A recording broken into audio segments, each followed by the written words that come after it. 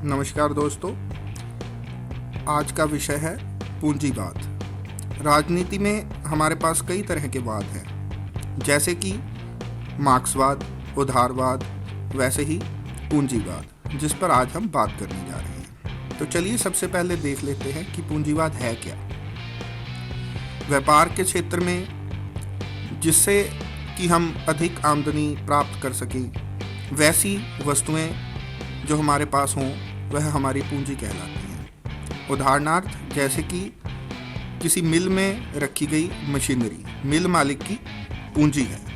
अब बात करते हैं वाद की कि वाद क्या है। देखिए, वाद जैसा कि मैंने आपको कहा कि हमारे पास राजनीति को देखने के लिए, यदि राजनीति के ही क्षेत्र की बात करें तो बहुत से मानक हैं, बहुत सी विभिन्न प्रकार की विधियां हैं, अर्थात बहुत से सिद्धांत फिलॉसफी के रूप में, राजनीतिक फिलॉसफी के रूप में हमारे पास हैं। जैसे कि मार्क्सवाद की मैंने बात की, मार्क्सवाद पूंजीवाद के पूर्णतः विपरीत है।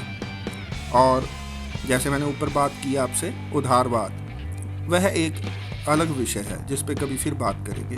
तो कहने का अर्थ है कि वाद एक फिलॉसफी है राजनीति के क्षेत्र में। विभिन्न प्रकार के वाद हैं जिन पर विभिन्न विद्वानों ने अपने विभिन्न मत दिए हैं। तो ये तो आपको समझाने के लिए थोड़ा कि पूंजीवाद है क्या। चलिए विस्तार से चर्चा कर लेते हैं पूंजीवाद पर। तो कुछ महत्वपूर्ण बातें समझ लें पूंजीवाद को समझने के लिए। सबसे पहली बात, पूंजीवाद में पूंजी कुछ लोगों के हाथ में केंद्रित होती है। अन्य लोग मजदूरों के रूप में उस पूंजी से अधिक उत्पादन करने के लिए कार्य करते हैं। दूसरी बात, पूंजीवाद खुले मुकाबले का समर्थक है, अर्थात जिसके पास भी पैसा है जितना चाहे इन्वेस्ट करे।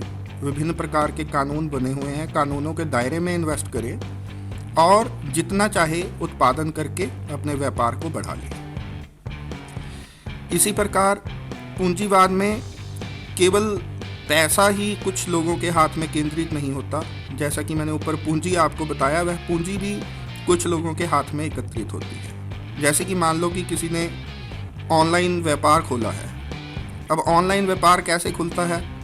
अगर आप ऑनलाइन व्यापार करना चाहते हो तो आपको कोई डोमेन नेम खरीदना पड़ेगा, कोई वेबसाइट खरीदनी पड़ेगी, तो वह आपकी संपत्ति हो गई। तो होता क्या है, यदि हम विश्व स्तरीय बात करें तो आज केवल 50% लोग ऐसे हैं जिनके हाथ में अधिकांशतः संपत्ति केंद्रित है।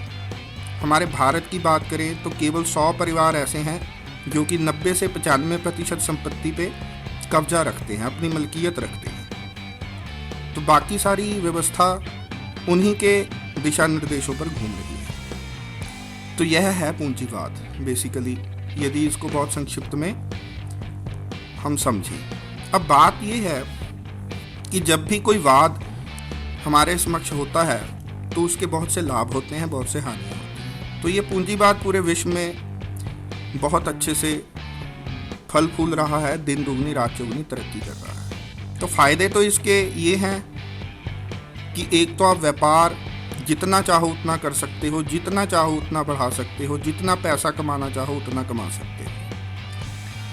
आप जितना उत्पादन करना चाहो, जितनी नई नई वस्तुएं बाजार में देना चाहो आप दे सकते हो, बेच सकते हो।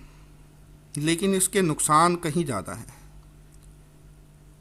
ये तो बात ठीक है कि आप व्यापार कर सकते हैं, आप वस्तुओं का उत्पादन कर सकते हैं, आप बाजार में बेच सकते हैं, लेकिन कौन बेच सकते हैं? कुछ लोग बेच सकते हैं। तो कहना चाहिए कि पूंजीवाद कुछ लोगों के लिए, कुछ लोगों द्वारा बनाया हुआ एक सिद्धांत है, एक फिलॉसफी है जो कि पूरे विश्व में चल रही है। यही कारण है कि आज आर्थिक असमानता बढ़ती जा रही है, समान रूप से विकास नहीं हो रहा, अमीर और अमीर होता जा रहा है, गरीब और गरीब होता जा रहा है। यही कारण है कि हमने पूंजीवाद और समाजवाद के बीच किसी तरह का समन्वय नहीं बिठाया। तो अगली वीडियो में जब बात करूंगा तो आपसे बात करूंगा समाजवाद, जो कि मार्क्स जिसको जिन्होंने लिखा है, मार्क्स ने जिसको, और कुछ और वादों पे भी आपसे बात होगी, जैसे कि उदारवाद, कल्याणकारी राज्य की बात करेंगे हम।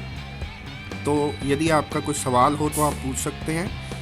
कहने को बहुत कुछ है, लेकिन आपसे सवाल यदि आएंगे तो कुछ कहूँगा, अभी के लिए बहुत शॉर्ट में इतना ही।